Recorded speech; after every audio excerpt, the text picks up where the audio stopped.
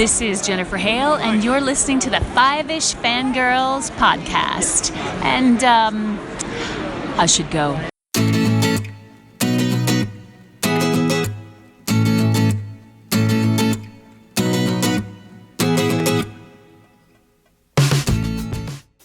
The tangents this week continue all the way to episode 389 of the Five-ish Fangirls podcast. Geek Girls, this one's for you.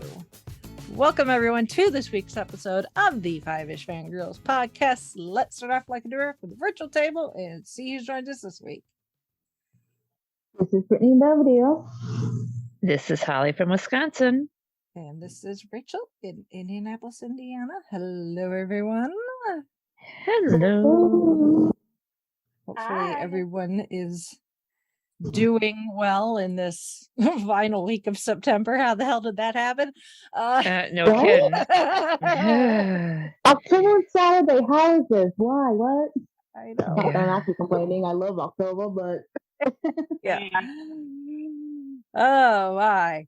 So this is one of those serendipitous things just happen to fall into place type of podcast episodes. So we don't really have any news, probably because we had a crap ton last week. It's feast or famine around here, it seems to be. Mm-hmm. We do have some feedback, but we'll hold on to that until next week's episode. But timing wise, this worked out really, really well. Because we have a special guest this week. And I want to make sure I get her title correctly as it's listed at least on the website. She is the Twitch content producer for Geek Girl Con. So welcome, Jennifer. Yay! Yeah, that's totally right. It's a mouthful. Yeah. We're at it. Totally. Emerald City Comic Con. I was saying that repeatedly, and at the end of the day, I was like, "That's a lot." Yeah. Twitch. I do the Twitch. I make the things Twitch. I do. I was like, at the end of the day, I was like, I help with Twitch stuff. Yeah. That's all I could produce. Yeah. So a little bit of background on how Jennifer ended up here. Me being the doom scroller that I am, spend a lot of time on social media, and 9 times out of 10 it's just mindless scrolling, but every now and then I stumble across something, and I don't even remember where it was. It was probably Twitter, or it could have been somewhere else, but I saw something somewhere about this organization / event called Geek Girl Con, and I'm like, well, that's just like obvious. How did I not know that? It's like that's such a name that I should have just Googled like ages ago. Mm-hmm. So of course I go looking and find their website. And obviously the last few years having in-person events, not ideal. But as of our recording this, they are finally going to have a together event in early November in Seattle. So we wanted to make sure we got someone on here from the organization that knows about the event to help promote it with a bit of time, so that if people are like, oh, I could get to Seattle in early November, here you go. Here's your notification. So we're so excited. Thank you for asking us to be on here. This is super awesome. Like, no, this is such a privilege. Thank you. And we're so glad that you fell into the internet hole and found us. Yeah. It happens every once in a while. I go down rabbit holes and actually find something useful. Exactly. We found a rabbit. Yes. So the rabbit that we wanted without the Sharpie teeth. Yeah. Exactly. You found a cuddly one. Yeah. There's no holy hand grenades needed around here. No. She gets the references. Oh, this is gonna be fun.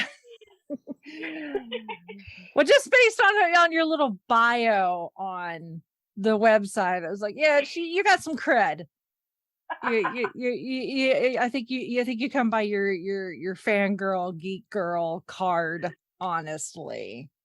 Yeah, I'm pretty much. I was really excited when I was like going through the Instagram and just because whenever I'm on Twitch and I'll go on there and I was describing because at Emerald City they were like, well, what do you do on Twitch? And I was like, well, I'm really just like been spazzy, nicey friend that Twitches, and they were like, what? And I was like, well, I move around a lot because I'm uncomfortable all the time and I say weird things that takes me 10 minutes to jump over a hole in video games. And I dye my hair a lot and I put on makeup and I like to do art. And they were like, oh, okay. And that's why we do a podcast and not Twitch. You do not want to see the types of things that I know I find myself doing because there's no camera on me. So. Yeah. And or facial expressions. Oh my God, yes. This is why I don't go back and watch the Twitch. I watch my friends, I don't watch myself. But Geek Girl Con is coming. Yes, it is. Yeah. Yes. And I also realize there's a lot more rules on Twitch. I'm working with Twitch that I didn't realize. So I'm glad that we always have a Twitch team to back up because I also end up breaking some of those rules sometimes. So I have people that are like, you can't do that. So I'm like, thank you. Yeah. So it's been good. But Geek Girl Con is coming November 5th. The con actually started back as an idea in 2010. And so this would be its 10th year, I think. And then, of course, during the pandemic, we didn't do anything. We did try Twitch online last year, and that was my first year. My second year on Geek Girl Con because I joined during the pandemic. So it's pretty cool that a lot of the people I've been working with the last couple of years, I get to meet in person this year. And it doesn't feel weird at all because we've been working so much together to bring this and make it all happen in person that I feel like I know everybody. Mm-hmm. But I'm really excited. So Geek Girl Con is a nonprofit, and we're basically just here to welcome all geeks of all forms. Just everyone that just feels like they just, are kind of shoved out by the limelight or pushed down or just underrepresented groups, in science, technology, art, literature, everything. And we're here to say we want to give you a big hug or no touchies, just a high air fives, and just want you to rep yourself and give us ideas and talk and show us who you are. We're here to listen and see you. Yeah, I was the little origin story on the website about how this kind of fermented blossomed. We'll go with that. Fermented could be blossomed kind of out of a panel from what we call Fandom Christmas San Diego Comic-Con all the way back in 2010, which Geek Girls exist, which totally I recognize because when I did Chicago TARDIS in 2013, one of the panels I did was fangirls are real fans too. Yeah. So it's like even from 2010 to 2013, there were enough people in the kind of geek community that thought that this was a topic worthy of having a panel about. Oh yeah, and there still are. When we had a booth at Emerald City Comic Con, and it was just to give information about Geek Girl Con and have sign-ups and tell them about our con.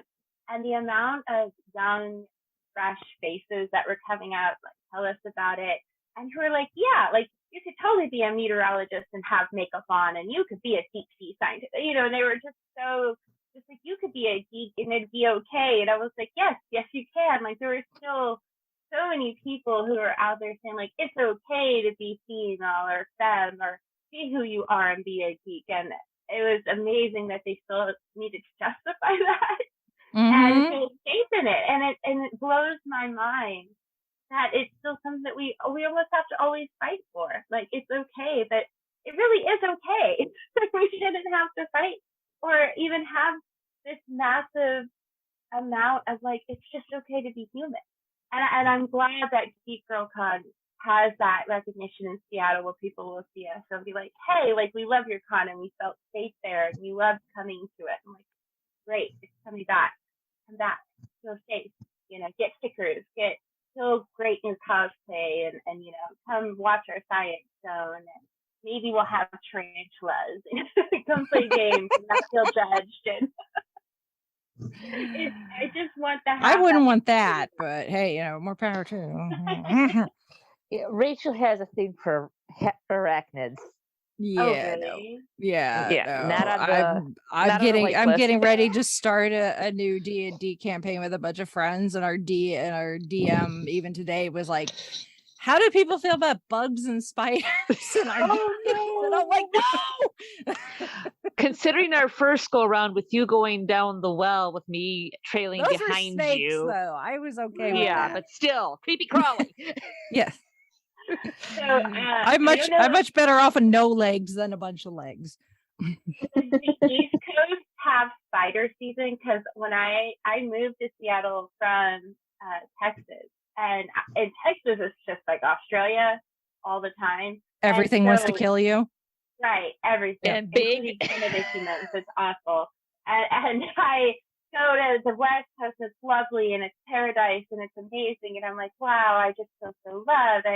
It's just everything's so much better. And then there comes the season where all the things come out. And luckily nothing can poison you like in Texas, but it's called spider season. I found out later, and they're everywhere. And it comes out during fall, which was like also one of the prettiest seasons. Do you guys have spider season? No. I live in the Midwest, so okay. Now it's starting. Yeah, I would say because now it's getting to the point where like, at nighttime it's getting cool. We're not quite cold yet, but we're getting cool, so the bug population's dying off. Yeah. So he might have a couple creepy crawlies trying to sneak in to get warmth, but other than that, yeah. It also helps on the second floor. Yeah. Now we can say there's these huge spiders. Like I said, they're not poisonous, but like they're huge. Oh, remind me never to visit Seattle during that time of year. Do not visit. Yeah, unfortunately, it's like, of course, during the most beautiful time during the fall, just don't go in the basement. But they're everywhere. They're just huge spiders. But now I know. I'm just forewarned. Don't come. And then I think they happen in spring too. It's like twice.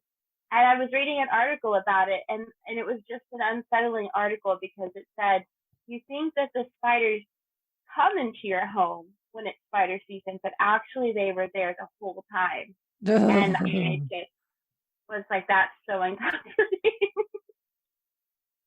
Because they're huge and they're everywhere. But anyway. And all of our listeners now are probably completely freaked out. Or maybe that's just me. Can't speak for all of us. Anyway, back to geeks. A much better topic. I had to send an email to whoever was gonna be at the other end of the email address that I ended up messaging, and was like, okay, we're so overlapped we almost might be a circle. At least as far as like our ideals and goals, because this is not something that we're actively promoting quite yet. It's like if people go to our website, they'll see it, and I've talked about it to people in some other places, but you guys are a not-for-profit, and we have also started our own not-for-profit, and the it's nice to know that the initial impetus of the idea that I had, that we've kind of gone and ran with for kind of our big goal, mantra, whatever you want to call it, is it's comforting to know that other people realize that there is something that needs focus on. Yeah. But also at the same time, it's kind of upsetting that multiple people realize there is a problem, but nobody's actually fixed it yet. I feel like it's one of those things where it's like, where exactly do we fix it? You know, because where exactly does it, you know, Marvel is huge, right? So you would think that would fix it. Granted, I will admit, I am only an X-Men fan up until like the late 90s. And then after that, I'm more of a DC fan. But I thought Marvel movies, once they started getting all big and like doing all this, you know, the extra scenes and everyone started, you know, they started getting the big names, that it would become like a football thing. And everybody was like, oh, it's so okay to be a geek. You know, you know, and it would become like a football franchise, and everybody would, and it would accept everybody, no matter what, you know, no matter your origin, no matter what you are. And it still seemed to create a divide somehow. And at that point, I'm wondering, is it so much that it's something that we can fix with product, or is it something that we just need to fix psychologically in the human mind at this point? And if so, how do we do that? How do you fix like masses of people who mentally, honestly, and I know that might sound blunt, but like, how do you fix like mass of years of just psychological training of thinking that one thing is just not cool? Yeah. And the thing is if you look at what numbers there are out there, you know, because I love doing research of all types. So you know, I've you know, since we originally had this idea for the, you know, the not-for-profit, obviously I needed to do the research and how the hell do you start a not-for-profit in the first place, but also trying to see what kind of research is out there, what kind of data is out there to support the hypothesis that we're kind of running with. And there is, because we live in a capitalist society and money talks, and therefore a lot of the data out there is kind of market research. But you know, if that's where we got to start, that's where we got to start, because money does talk, and the numbers show that women and or, you know, females who consider themselves geeks, nerds, whatever label you want to use. I prefer nerd myself. I'm a self-labeled professional nerd. And yeah, so I've read multiple books and, you know, found articles and stuff on the internet. And if anybody wants to know where I'm getting some of this stuff, please send a message. But it's been found that in, you know, just take comic books, you know, we're talking about Marvel, DC, not just the movies, but just comic books. Yeah, if you ever watch like The Big Bang Theory, and like the first time Penny ever walked into the local comic book shop and all the boys there were like, what is a girl? You know, it's you know, even when I walk into my local comic book shop, first I kind of have a moment there where I'm like, am I supposed to be here? But it's like, you know what? I've got money to spend. My dollar is just as good as anyone else's. Darn tootin', I deserve to be here. Exactly. So, I wish I could show you guys my collection of X-Men comics, including Baby X-Men. Nice. This data is a little old. It's from 2013, which, considering that's almost a decade ago, just, break my brain.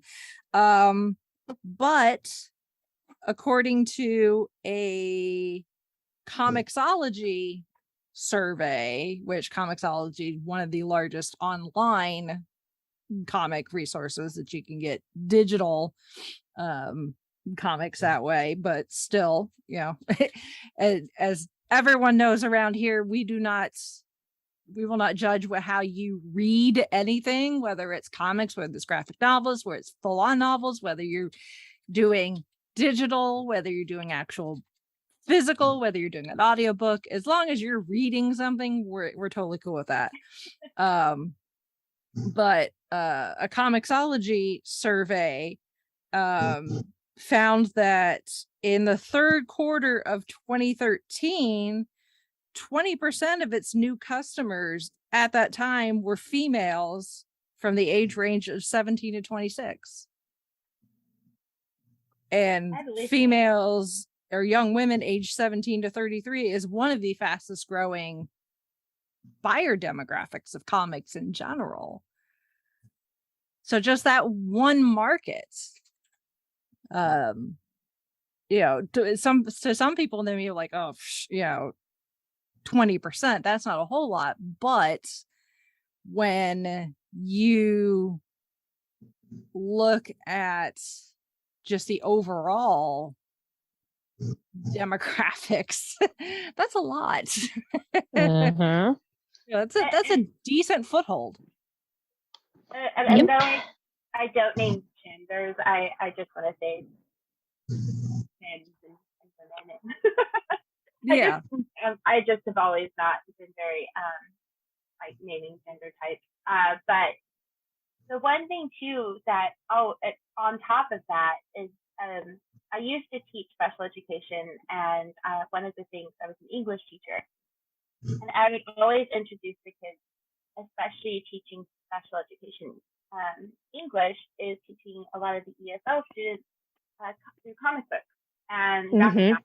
Especially a lot of students that first, were introduced to America, English, they were usually just, put into a room. It's not that they don't know how to read. And a lot of times the curriculum, and of course, you guys, this is not my personal opinion. This is not associated with Geek Girl Con. This is just from my personal experience teaching in Texas. The students in the curriculum at that time did not, were not very fair to the students that come from different countries. So they just assumed they didn't know how to read. And it was very boring and very simple. And so a lot of times these comic books, graphic novels would teach, would help these kids learn English with pictures and help them keep their dignity. Yep.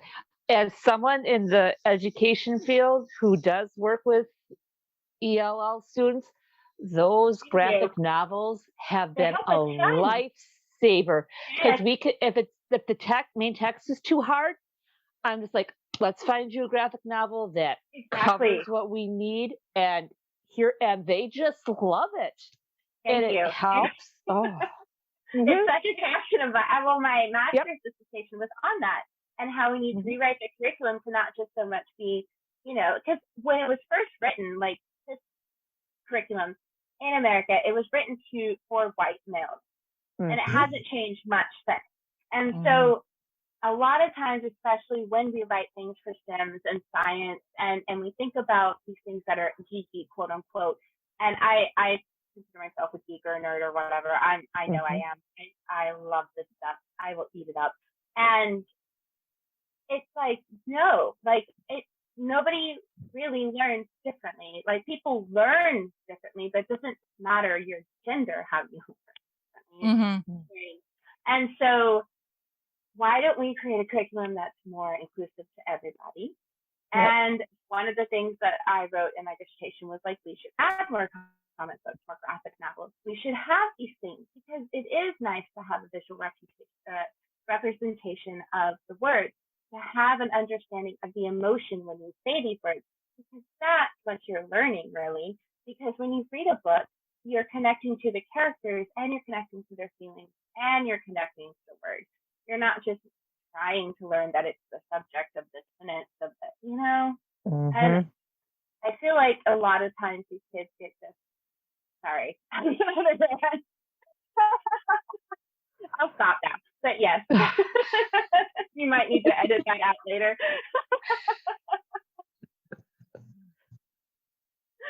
Sorry. No, you're fine. No. I heard a bunch of silence. I was like, oh no. No, I was nodding my head in major agreement with you, Jennifer. Yeah. You just can't hear the rocks in our heads, right? Rattling around. We all just nod in solidarity. So this silence is a good silence. Yes. That's one of the things why I joined Geek Girl Con on the Twitch side, is because there were so many like these things that people were thinking like, oh, we're gonna do, that when you join Twitch and people, even I had this stigma like, oh, you want to play video games? Okay, we're gonna get you to play video games. And I was so scared because I don't know the technical things of video games, but I love playing video games. I stayed up till 1 o'clock last night playing Cozy Grove. Have you guys heard of Cozy Grove? No. Yes, I've actually, that's been on my list to play, but I've actually been neck deep in the early access of Disney Dreamlight. So Cozy Grove is next. Okay, so it's so good. I'm just gonna tell you a little bit about it real quick. Cozy Grove, you're like this little girl like scout, and you're stranded on this island with these little ghost bears and like cute little animals, and you're trying to get their little happiness souls back. And you can't forget a quest because like there's little arrows and stuff that help you, and it's really relaxing. You build a fire that's like Calcifer from Howl's Moving Castle, and you have to feed it little logs. And then whenever you just forget what you're doing, you could go and hug a bear. And they're like, oh, you're the best little scout ever. And they give you a hug. And you get like seashells and you can fish. And then you turn in your quest and they get like a heart. It's just the cutest game ever. But I play those games and little witchy games because I practice, because I'm part Native American. So I do my Native American craft. And so a lot of the games I play are like witchcraft or co-op Ninja Turtles. And things like that. So it was always a lot of like fun now to like, I think me and my Twitch manager play Teenage Mutant Ninja Turtles 90 on our Twitch content night, and we just blasted through trying to play Ninja Turtles, and it took us a little bit, and it was a lot of fun, and we just did 90s trivia the whole night, which was awesome. Nice. Yes, because I thought I was the oldest one on the Twitch team, but I'm not. So that made me feel better.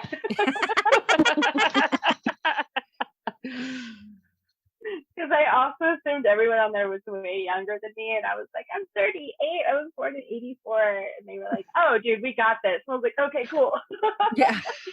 I was like, guys, I don't know about 90s trivia. Like, if y'all are gonna do 1998, I don't know if I can do that. But yeah, that's one of the positives of Geek Girl Con. Like, it's really all over the like awesome spectrum of just being relaxed and who you are. We also do cooking food, like nerd food. And on the 5th of October, or is it the 4th? I think it's the 4th of October, I'm doing a Dia de los Muertos traditional. Like, we're gonna make soul-shaped food and talk about our loved ones. Oh, Nice. That's very nice. You guys should join in. I'll definitely write it down. I'll see what happens.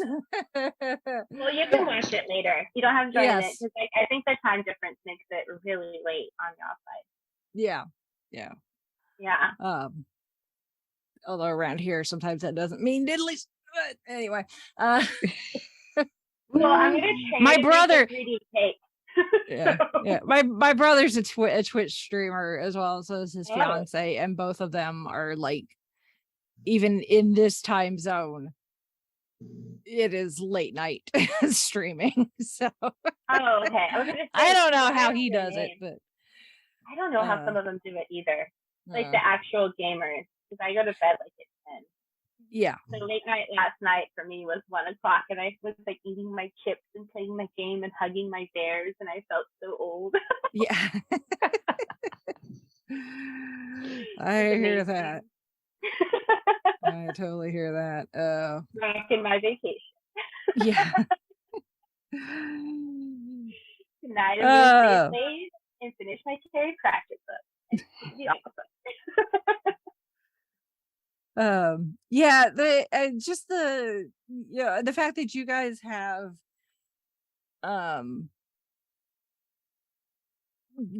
not, instead of just having the con, and you're seeing other cons start to do this too, is try to build, because I'm a huge proponent of going to conventions. It's like the only time you will see me quote unquote being extroverted, other than if I'm at Disney World. And when you get into the con bubble, you start feeding off of the energy of those people. There's I got like papers in front of me, and in Felicia Day's book, You're Never Weird on the Internet. Mm-hmm. Yeah, and one of the things that I wrote down because it stuck out at me from her book is she says that early community taught me how wonderful it is to connect with like-minded people. No matter how lonely and isolated and starved for connection you are, there's always a possibility in the online world. You can find a place to be accepted or discover a friendship that started with the smallest of interests but could last a lifetime. And I found that to be very, very true. Yes. So the fact that we've got the internet and all these different platforms, whether it's TikTok or Facebook or Twitch or Discord or whatever, that instead of once the convention is over and you have that post-con like drop from being surrounded by your people for a weekend in most cases, and going, I'm gonna miss you so much, and I can't, I have to wait till next con to see you. Now you don't have to lose that connection, because you can utilize these online platforms to keep the community connected, so that it stays strong. I love that. No, I do. I actually really think that's amazing. I haven't really taken. I love cons. I love cons so much. I've never really made more connections at a con, just because the cons, well, they have a strong community in Texas. There's a really strong community in Texas, but the con here was my first con in Seattle, this Emerald City. And the con I felt was just a different vibe, which not to say was good or bad, but it was fun and it was relaxed, and I felt really safe. And I actually made more connections here, and it was nice to have that social media. And I think it was just stronger after a pandemic, because you really didn't want to lose those connections, because you never know what's going to happen now, I guess. Yeah. No, I totally agree with you. And I feel like even through the pandemic, like it was nice to have, like, I made stronger connections, because I used to be very weird on the net, on the internet. And that's why Felicia named her with that. You were never weird on the internet. Exactly. I used to do PR for bands. I was more of the extrovert, and like I loved going out in person and meeting people. And then I was on the internet more, and people, like, I just felt odd, because I just thought I wasn't nerdy enough, or I wasn't intelligent enough, or I wasn't like, I would just envy these people that had so much knowledge, because they were so smart, and I loved doing research and reading. I just never felt up to par to all of these fabulous people that did so much amazing cosplay. And yeah. I know it sounds so weird, but it was just one of those things. And now I'm finally comfortable enough in my own shoes, where just like Felicia Day says, I am. I now have these great connections, and I love them, and I hope I never lose in touch with some of my best friends from the internet now. And yeah, I hope I never lose touch with them or any of the connections I've made. And yeah, I'm just so glad they're still there. Yeah. I mean, that's literally how we started. Is we connected via Facebook, the Facebook page of another podcast that's a Doctor Who podcast. You know, shout out to our brothers at Traveling the Vortex. So as I like to say, whenever Sean comes on, gold standard is we are the Sarah Jane Adventures spinoff of Traveling the Vortex. Yes. So I love and and we, you know, we'd be listening to this podcast, and we'd send in feedback, and we kept hearing the same names, and we connect those with people's Twitter handles and then their comments on the Facebook page, and then we'd Facebook friend each other, and it ended up snowballing into us, you know, hanging out online, and realized that, hey, we've got a kind of a cool thing going here. Let's do a podcast. And almost 8.5 years later, and almost 400 episodes later, here we are. And it's like, yeah, and especially during the pandemic, it's really funny because I had so many podcasting friends, and when the pandemic started, they were like, oh my God, how are we gonna do our show if we can't get together? And people would ask how my show, you know, this show was going. I'm like, it didn't affect us at all. We've always done it over the internet. Yep.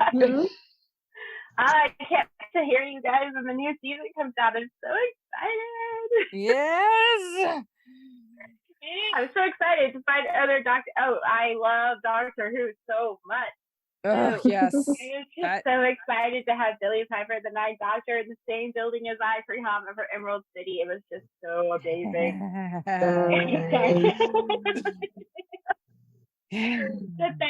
I love this Sarah Jane. Like, I love Doctor Who, and in fact, that's my happy. Those are my happy episodes. So I have. I'm a big advocate for mental health.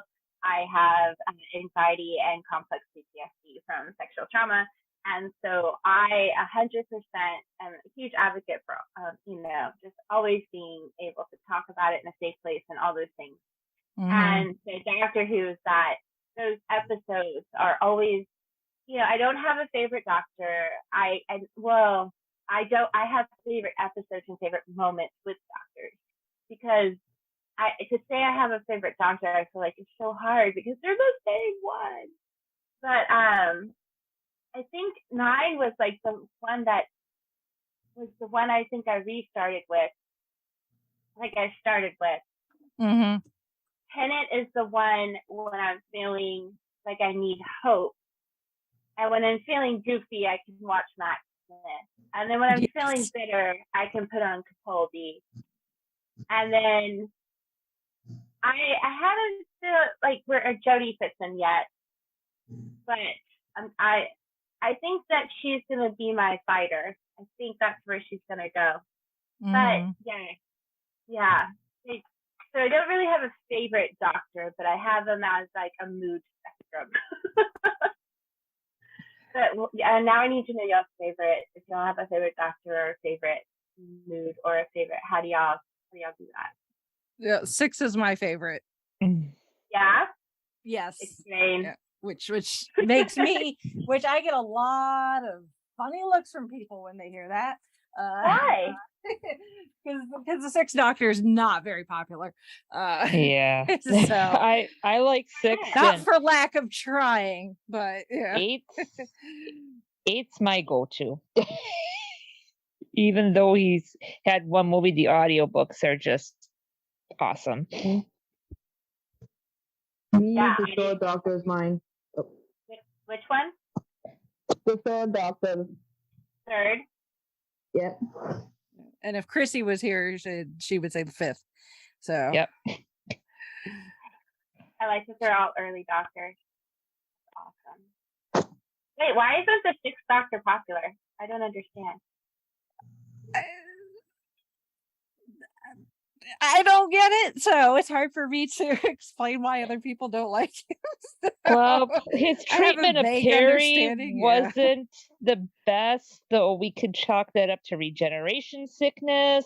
Yeah, I mean, he did try to strangle his companion right after regenerating, so he didn't necessarily start off on the best foot for a lot of people. And the scripts were not necessarily the best because there were issues behind the scenes with the John Nathan J&T. Turner, who was the showrunner at the time. He was a jerk, so well, somewhat family friendly. I'm gonna have to now that I'm on vacation, because I watched them all when I first started with Eccleston, and then I rewatched them again, and then I watched the animated ones, and then I have like, you know, when you nerd out hard, and I've been nerding out for decades with Doctor Who, and so yeah, like I never, like when he strangled his companion, I didn't think of it as like, oh, he's the mad doctor. I just thought like, oh, whoa, like I wonder why he did that. Some people are just hard on the doctor. You know? I felt like they were really too hard on Jodie too. Like when that experience, I also thought they were too hard on Jodie because she was a female. That's a whole other story, but she did amazing. I felt like. Yeah, I mean, I think the guys at Travel in the Vortex we're all kind of the same mindset that really any Who is good Who because it's better than no Who.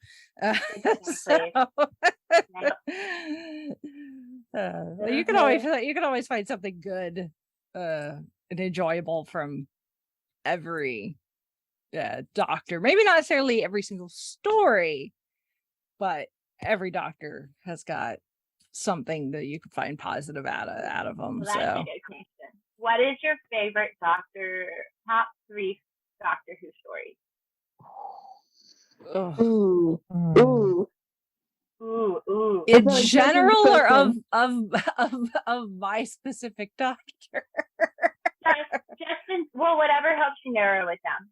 Yeah, I would say my absolute favorite story of all time, regardless of Doctor, is the 50th anniversary special. Okay. The Doctor. I can watch that over and over and over and over. So, but 2 of my absolute other favorite stories of all time are 6th Doctor, and it's the Mark of the Ronnie, where we get good one. The Ronnie who is really they need to bring back to New Who because she's such a good villain. Yes. No offense to the Master, especially Sacha Dhawan's Master. He's been brilliant, but dag nabbit, give me the Ronnie.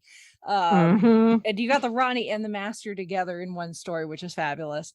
And then the 2 Doctors, because I'm always a sucker for a multi-Doctor story, and it's the 6th and 2nd Doctor together. Yes. Oh, yes. My 3 partners in crime. Introduction of Donna for the 2nd time. I love Donna.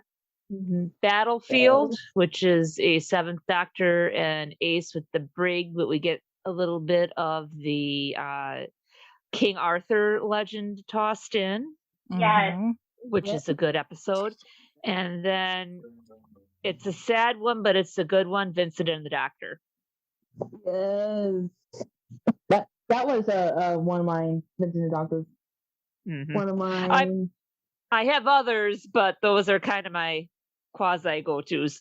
Some of mine I love the Aztec, the 1st Doctor story. Oh yes. And him accidentally getting engaged. Yeah, I would say just be careful who you drink hot chocolate with. Yes. Yeah, with Marilyn Monroe. Yeah. That's actually another one of mine. I watch it even non-Christmas time, a Christmas Carol. And then also why am I drawing a blank on the name? Oh, Blink. Yeah, Blink. Blink is a good one. Blink, I had to wait to watch a couple of times because I was like, oh my gosh. Mm-hmm. Yeah, those are good. Those are all good. Okay, so what about you then? Yes. Oh, you asked man. us. We have to ask you. Yes. Exactly. Ooh, okay. So I will have to say, so I don't know the names of the episodes. I will have to say that most of them are probably Christmas episodes. So the one Christmas episode with the singing wells, where with the Marilyn Monroe, where he gets engaged. That's one the Christmas. Yeah. That's the Christmas Carol one. Christmas Carol. Yep. Yeah, the Christmas Carol one. Just because that one is just so beautiful with the singing. And then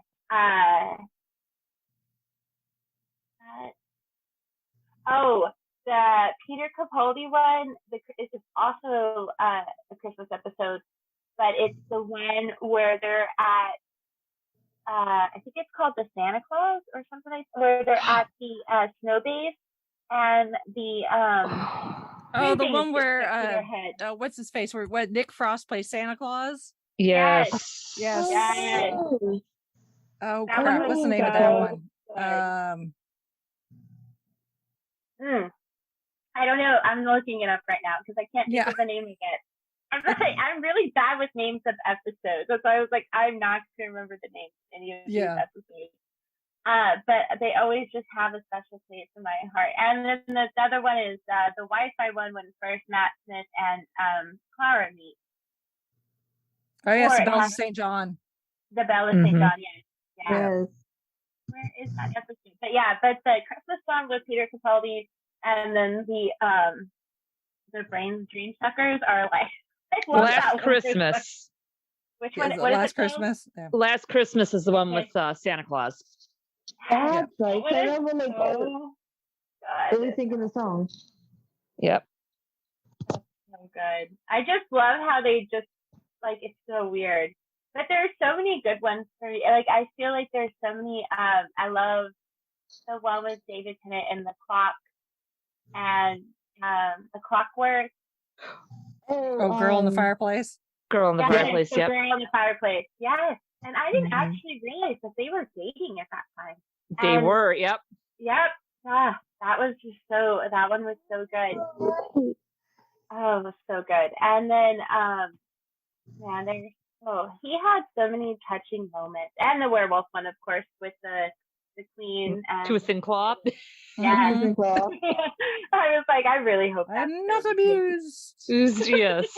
I am not abused. I love Midnight. Midnight's a good one. Yeah. And I'm a sucker for Unicorn and the Wasp, where he and Donna go and meet Agatha Christie. Yes. I do love some Agatha Christie because have you guys seen any of Miss Marple? By chance? Bits and pieces here and there. That's been kind of one of those ones that I know about and I've been wanting to watch, but I haven't actually ever sat down and watched it yet. If you guys ever get a chance, I highly recommend it. I take breaks here and there because but whenever I do get a good vacation, I will sit and do coursework or write because I'm trying to do coursework on the side to do project management. But I will sit and watch Miss Marple, and she just is such a cheery little cheeky old woman. And she is amazing. And she will drink her little scotch, and she will solve murders, and she will tell the town just what she thinks of them, and it just brightens your day.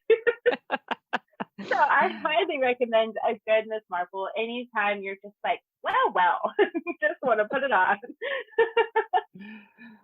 She is amazing. Yeah, no, I've not watched those. I still need to. It's on my list. I need to sit down and watch the newest. What should it get? Speaking of Agatha Christie, with Kenneth Branagh as Poirot, no, Death on the Nile, because I loved Murder on the Orient Express. So I just need to sit down and watch Death on the Nile and see if it holds up just as well. And I'm really looking forward to the sequel to Knives Out as well. So yes, I would like to see them try to do a remake of it, and then there were none, because that was one of my favorite Agatha Christie mysteries. Yeah. I'd imagine if the Kenneth Branagh ones do decently well enough, they'll probably get to that one eventually. But that's kind of a undertaking. Yes.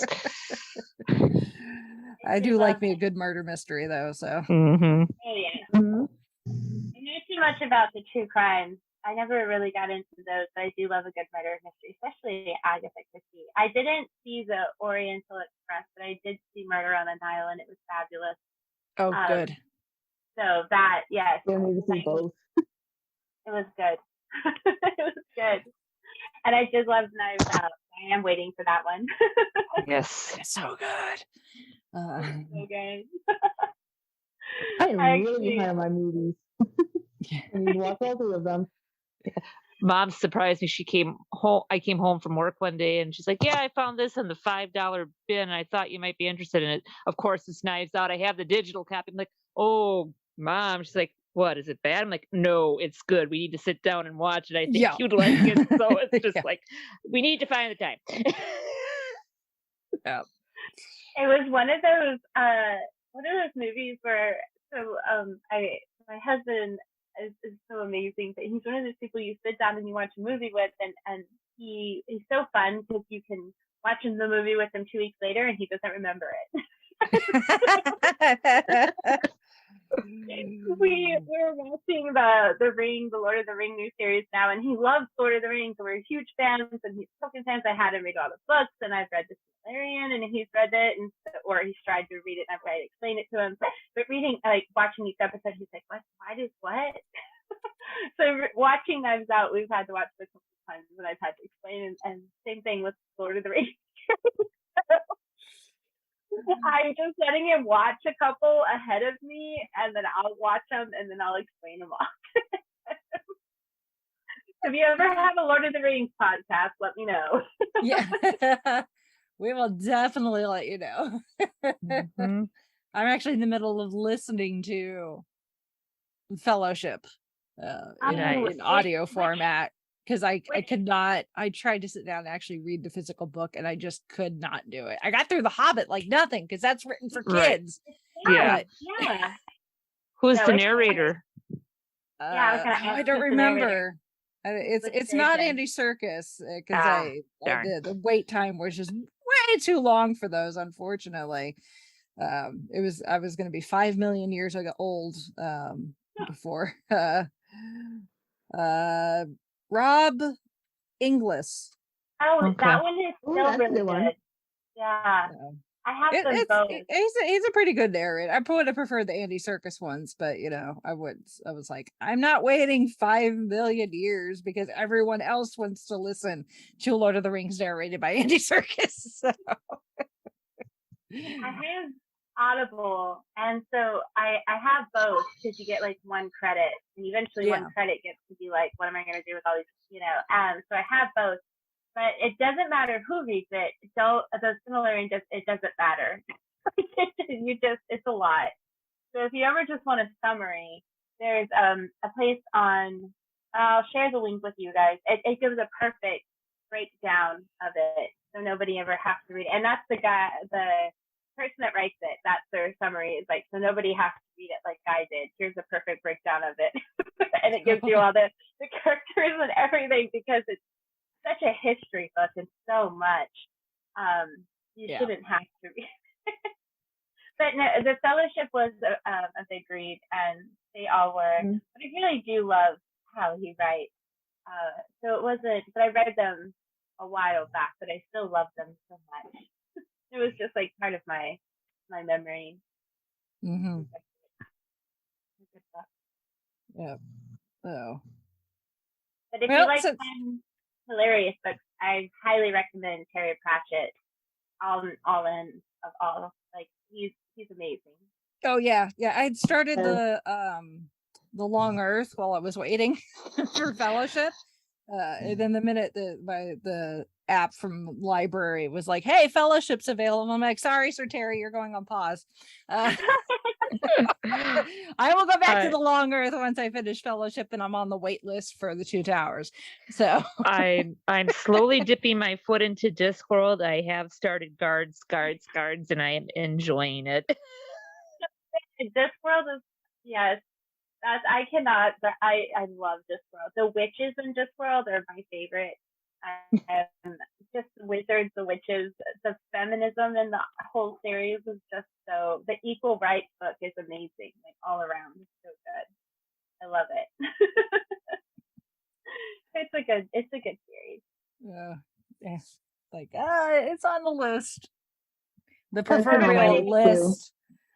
All of us, like when we started, it was like we had Doctor Who, and we had like the MCU of what we had at the time, which at that, when we started, the MCU was 5-ish years old, 5.5, 5.5 years old. I think like Age of Ultron might have been one of our first reviews. Yeah.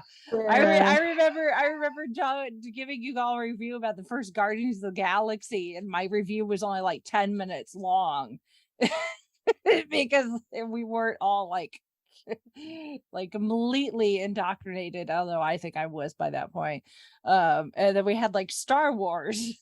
And they had like a few fringe fandoms, and now it's like we all just have like a sometimes literal, sometimes figurative just list of things to watch, things to read, things to check out that just grows exponentially. And of course, as you talk to as we do this and talk to more people who come from different places and walks of life and different backgrounds, we get introduced to other things. It's like, just when I need more things to go on the list. And most of the girls here always shoot me sideways looks like, have you seen this? Have you seen that? Basically, I am the person with the trench coat opening up and saying, here's the fandom you might be interested in. Yeah, between you working in education and then Chrissy literally being a librarian. I love librarians. And her husband's a librarian too, so it's very dangerous.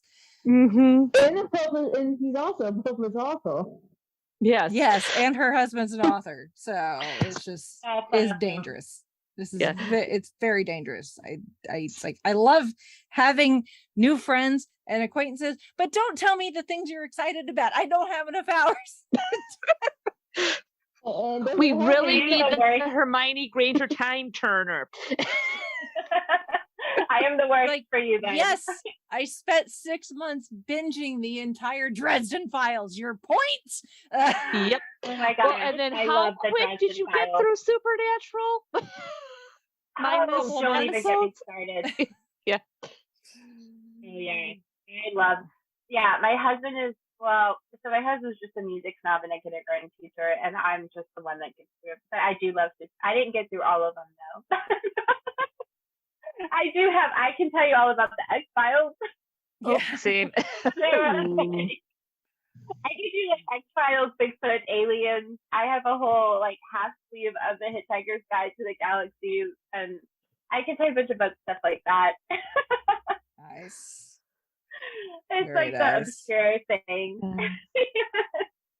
I imagine this is probably what the conversations go like if you were to attend Geek Girl Con.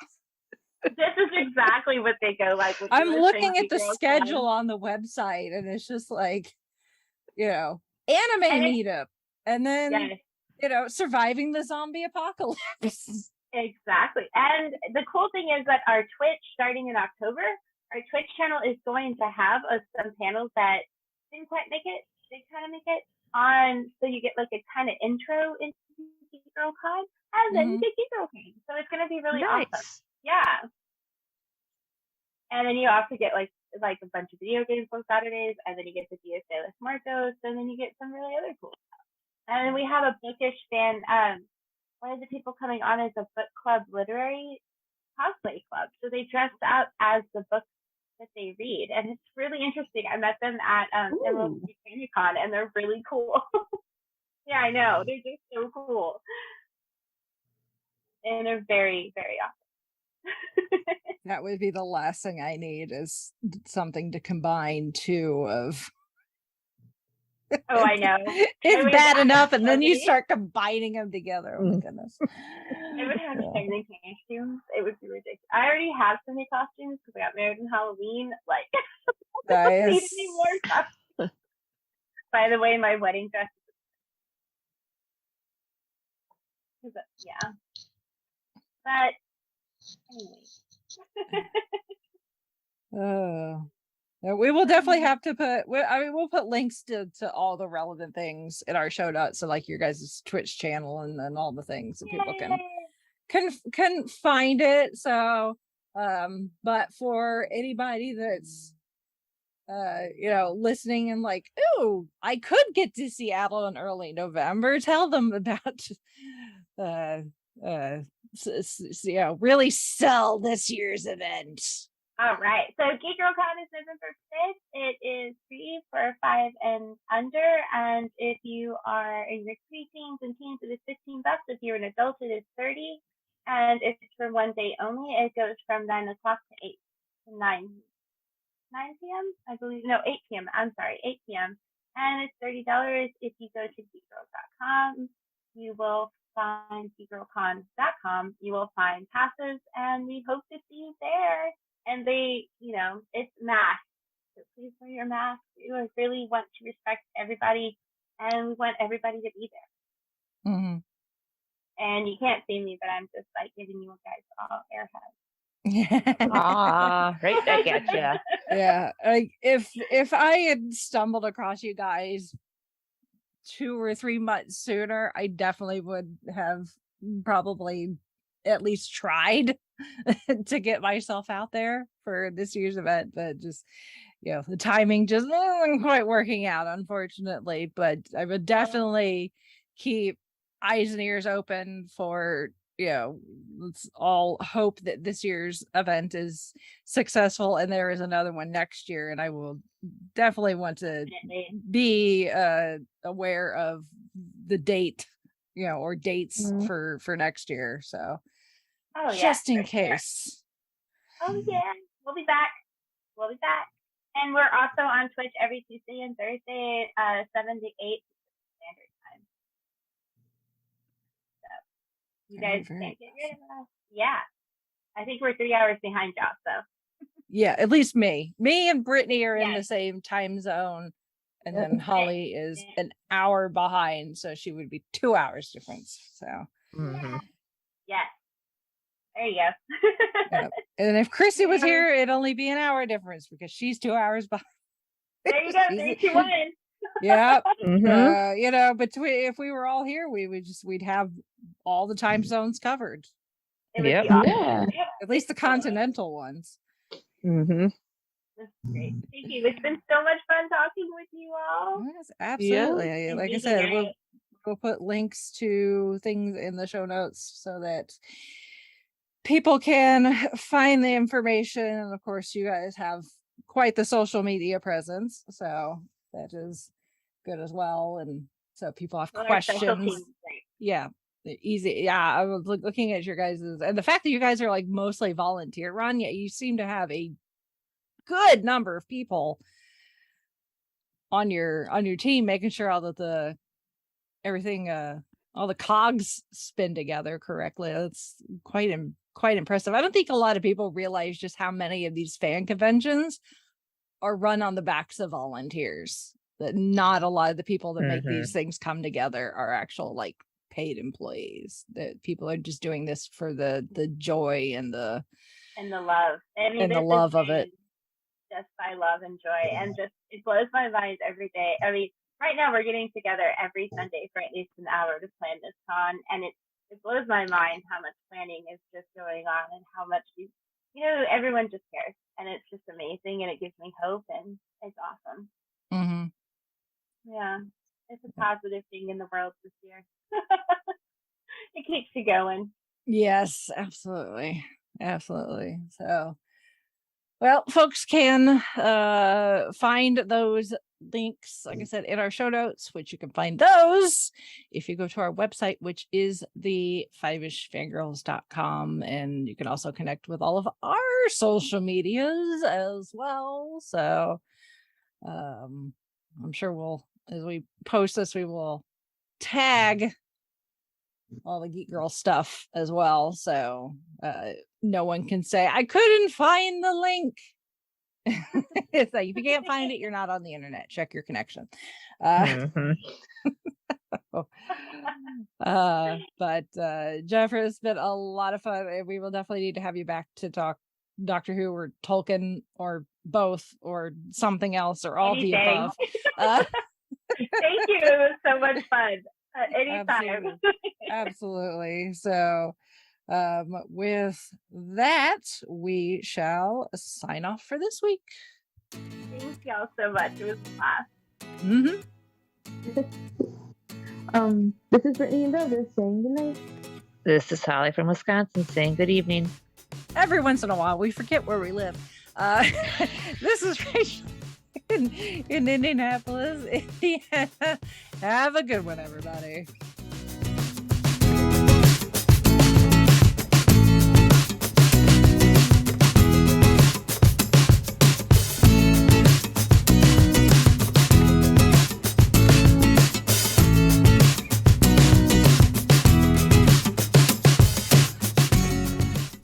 Listening to the Five-ish Fangirls podcast.